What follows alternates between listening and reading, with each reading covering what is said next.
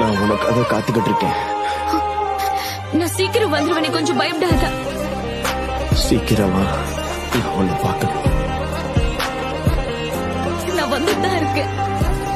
சீக்கிரம் வந்துருவேன். என்னால எவ்வளவு சீக்கிரம் முடியுமோ வருவேன்.